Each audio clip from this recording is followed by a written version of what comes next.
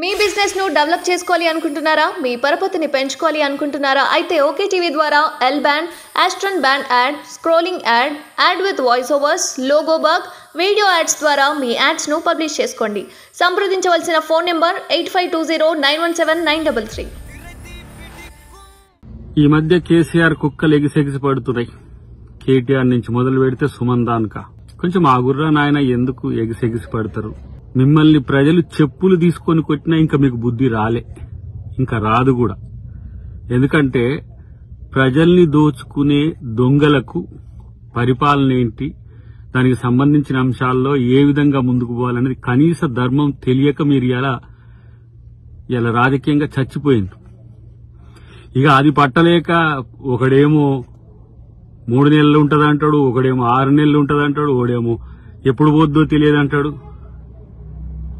ఇలా మీ కామెంట్స్ కు రెచ్చిపోకపోవడం వెనుక ముఖ్యమంత్రి ఒక వ్యూహం ఏందో, ప్రజల ముందు మిమ్మల్ని ముద్దాయిలుగా పెట్టాలని చేస్తున్న ప్రయత్నం ఏందో మీకు అర్థం కావట్లే.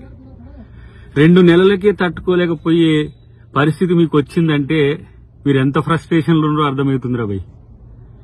ఇంకా చెప్పాలంటే ఇక మిమ్మల్ని తన్ని తరిమేదానిక కూడా మీకు బుద్ధి రానట్టుందిగా. ఇలాంటి చిల్లరగాళ్ళు ఇవాళ ఈ రాష్ట్రానికి నాయకులైనరు. ఇలాంటి చిల్లరగాళ్ళు ఇవాళ తెలంగాణను పాలించి నాశనం చేసిండ్రు.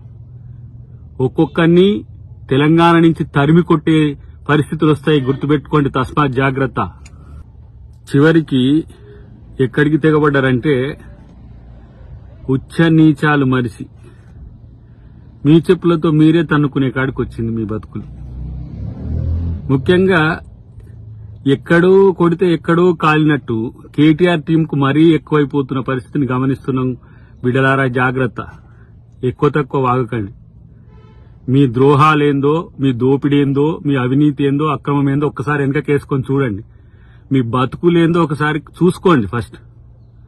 కాబట్టి తెలంగాణ ఏదో వీళ్ళ జాగీర్ అన్నట్టు, అధికారం కాంగ్రెస్కి వస్తే వాళ్ళదేదో గుంజుకున్నట్టు అసహనంతో ఫీల్ అవుతుంది. ఎందుకురా? తెలంగాణ ప్రజలు మిమ్మల్ని తన్నిమే రోజులు ముందున్నే, గుర్తుపెట్టుకోండి. మీ అవినీతి అక్రమాలు చేసిన తర్వాత మాట్లాడుతున్నారు కదా ఒక్కొక్కడు. కాబట్టి ఇలాంటి చిల్లరగాళ్ళు, ఇలాంటి చెత్తగాళ్లను ప్రజలు పట్టించుకోవద్దు అసలు. ఫస్ట్ వీళ్ల వల్లనే ఈ తెలంగాణ ఇట్లా నాశనమై ఈ స్థితికి వచ్చింది. డెఫినెట్ గా రేవంత్ రెడ్డి గారు రేపు తెలంగాణ అభివృద్ధిని మరింత చేస్తారనే ఒక భావనతోనే, అలా జరగకుండా ఉండాలనే ఎవడెవడితో ఏమేమో కుట్రలు చేస్తున్నట్టు కనబడుతున్నది. మిమ్మల్ని ప్రజలు శిక్షించే రోజు భవిష్యత్తులో ఉండదనేది గుర్తుపెట్టుకోండి. ఉల్లరూటి మాటలతో, ఎచ్చిడి మాటలతో రెచ్చగొడితే తెలంగాణ ప్రజలు ఊరుకోరనే విషయాన్ని కూడా గుర్తుపెట్టుకుంటే మంచిదని చెప్పి హెచ్చరిస్తున్నా. ఇంకోసారి ఇలాంటి పిచ్చి ప్రేలాపనలు వెళ్తే తంతర్ అనేది కూడా గుర్తుపెట్టుకోండి. అసలు మీరు ఎక్కడ్రా లీడర్ నాకు అర్థం కావట్లేదు. ఆ ముసలోని పుణ్యాన్ని ఆడేదో కొట్లాడినట్టు నటిస్తే మీరందరూ వెనక కూర్చొని బిచ్చగాళ్ళ లెక్క అడక్క తిన్న సన్నాసులు. మీరు ఎవడైనా సరే మాట్లాడేటో తలతిక్క సన్నాసిగాళ్ళు. సిగ్గు లజ్జ లేకుండా లక్షల కోట్లు దోంచుకొని ఇంకా మీకు కోపాలు వస్తాయి. ప్రజలు చెప్పులు తీసుకొని తన్నే రోజులు భవిష్యత్తులో ఉన్నాయని తెలియదా మీకు? బహిరంగ సభలు చూడంగానే, లేకపోతే ప్రభుత్వ తీరు చూడంగానే మీకు పిచ్చి లేచిపోతున్నది. ఎర్రగడ్డకో ఆ వైజాగ్కో పోండి సన్నాసులారా, గుంపు కట్టుకొని పోరి.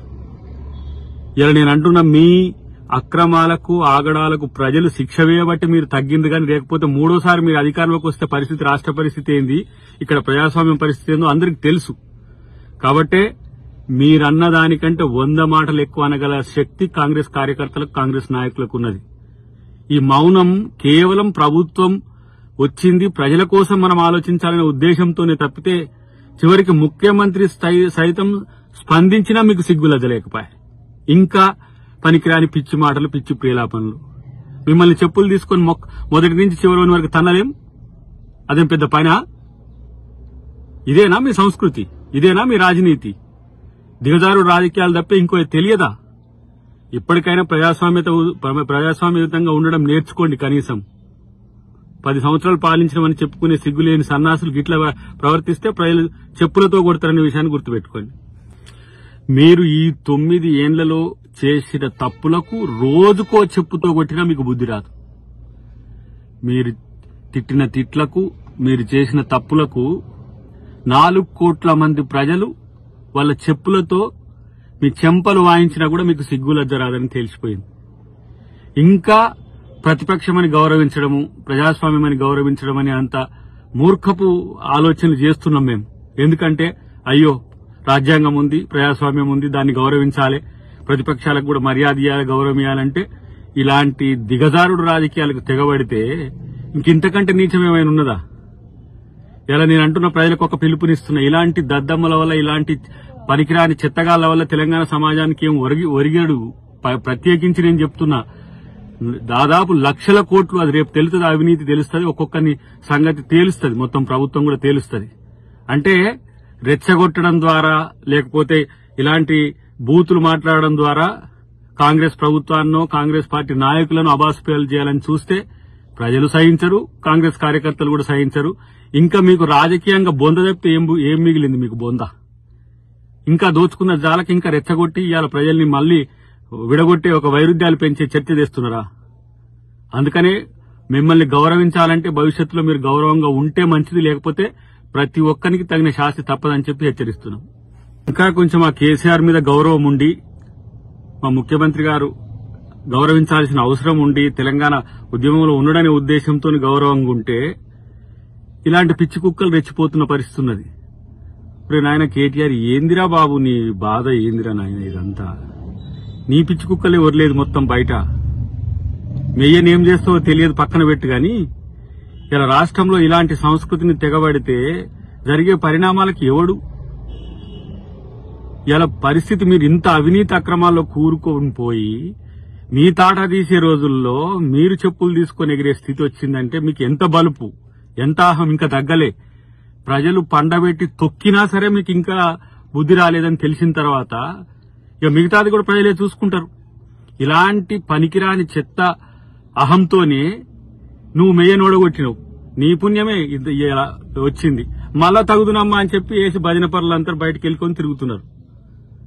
ఇలా తెలంగాణ తెచ్చుకున్నందుకు తెలంగాణ ప్రజలు అరగోసపడుతుంటే ఇలా కాంగ్రెస్ పార్టీ నాయకత్వం రేవంత్ రెడ్డి గారి నుంచి మొదలు పెడితే ప్రతి ఒక్కరు ఈ రోజు కష్టపడి ప్రజల్ని చైతన్యం చేసి నీ నుంచి విముక్తి కలిగిస్తే మళ్లీ ఇలాంటి అసహనం ఏదో విద్వేషం విషం జిమ్మే ప్రయత్నాలు చేస్తున్నారు. మా అనుకోండి బిడ్డలారా, ఎక్కువ తక్కువ చేస్తే తాట తీసుడు తప్పదనేది మీరు గుర్తుపెట్టుకోండి.